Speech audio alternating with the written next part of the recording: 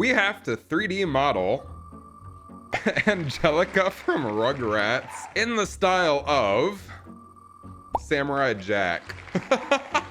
Oh man, this is gonna be rough. Understatement of the year right there. Anyway, first things first, reference, always reference. And I've gotta say, it was surprisingly difficult to find good 2D reference of Angelica with the new 3D Rugrats reboot being so prominent.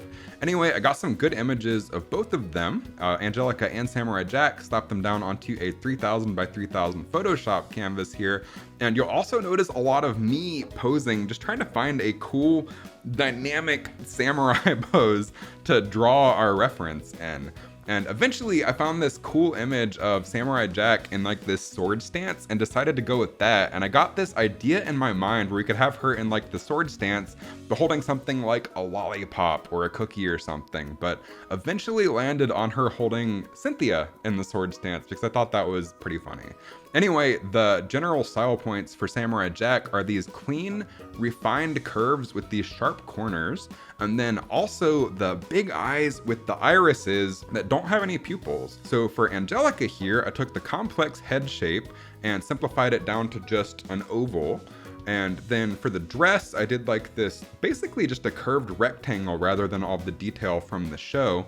And then eventually you'll see here in the drawing, I also gave her the nice big round eyes with the big pupils to try to match the Samurai Jack style to the best of my ability. This is by no piece a masterpiece, by no stretch of the imagination a masterpiece. But I do think it turned out pretty decent just for a nice reference drawing to shove into Blender to use as reference for our 3D model here.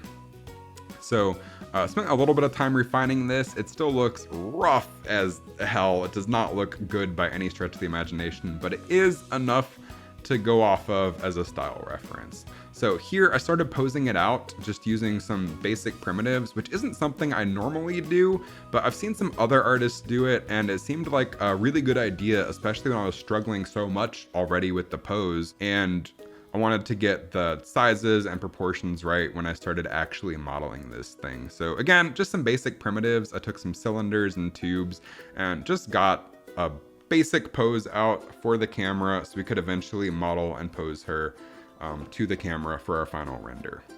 And then after we got this all nice and posed out, you'll see me posing for the camera again over there. But once I got this all nice and posed out, I started doing some subdivision surface box modeling, just using a smoothed cube. And I've gotta tell you here, this was surprisingly difficult. I've never done a character with just like a straight oval shape for a head.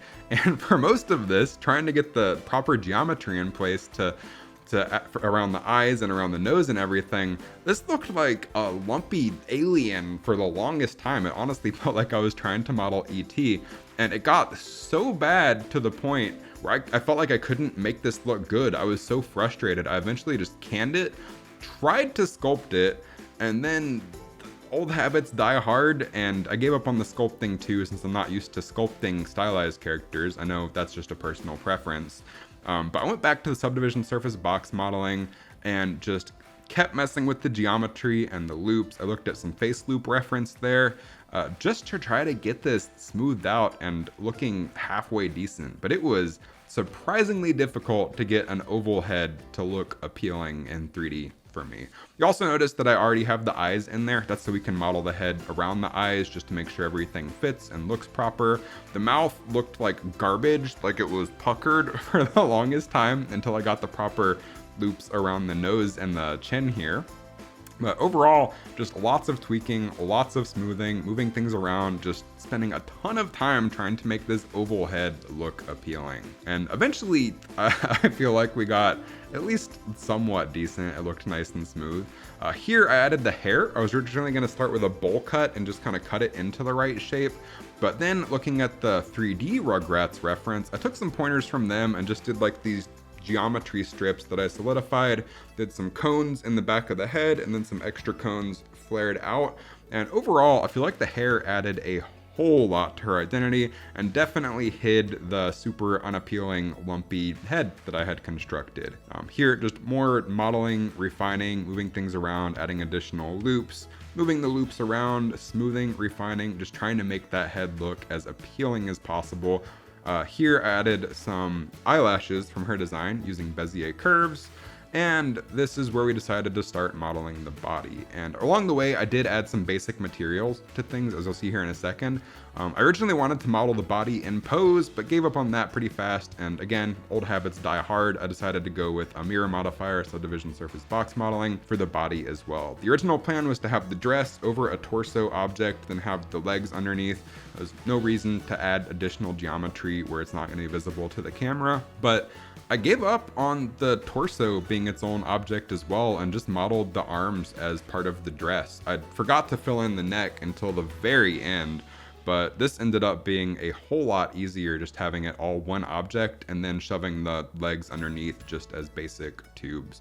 And once we got the body modeled and smoothed out enough, that's when I decided to start posing it because I mean, we were gonna model the hands individually for her little pose anyway, and the shoes were easy enough to just duplicate across. So I figured once we had the basic body modeled out, that was about the right time to pose it, especially since I was on a pretty tight time budget. My girlfriend and I had plans to go to a pizza buffet after this, so I had to finish by a specific time. Here, you'll notice a lot of me posing for the camera. I don't know why posing was so difficult for me for this one, but it did take me a while to figure out which foot was supposed to be in front, which one was to be behind, because when the camera is coming from the camera to the streaming software, it's mirrored. So what I felt like was supposed to be in front wasn't in front on the reference on the camera.